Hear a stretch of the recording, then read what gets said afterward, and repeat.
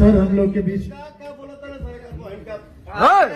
Sir आज तो एक बात फाइनल कट हो गया कि अगर आप अपने बदौलत नाम बनाते हो उसमें कुछ और बात रहता है, और अगर आप किसी के पीछे खड़ा रहकर नाम बनाते हो तो कुछ ऐसे गालियां मिलता है। सर हम लोग के बीच दरअसल सर स्क्रीन पे ये दो शख्स देख रहे हैं जिनका नाम निर्भय प्रताप सिंह है, एक के नाम दीपक सिंह है।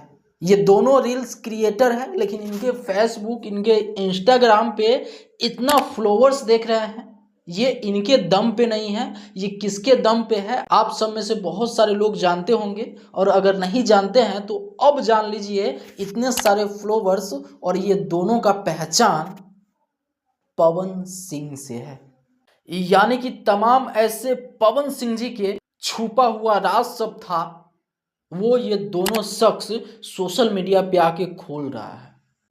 ये दोनों शख्स सोशल मीडिया पे आके बकचोदी कर रहा था, सोशल मीडिया पे आके एकदम सोशल मीडिया को घिना रहा था। उसी बीच में पवन सिंह जी का ये गाना आ जाता है जिस गाने का बोल है काला ओढ़नी।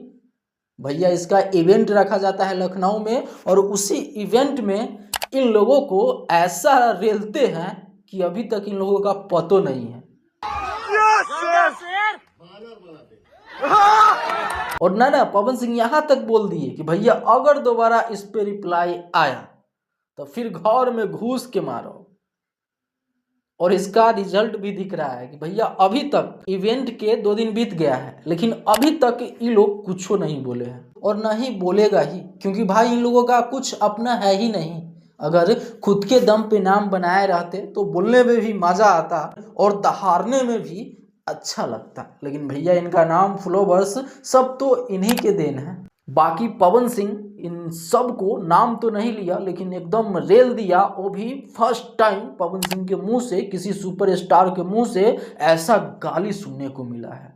बाकी आप क्या सोचते हैं नीचे कमेंट बॉक्स में ज़रूर बताइएगा। फिर मिलते हैं कोई अगले बड़ा वीडियो के साथ, तब तक के लिए अगर आप चैनल पे नए हैं तो चैनल को सब्सक्राइब कर लीजिएगा। मैं सोनू, आप सभी को नमस्कार।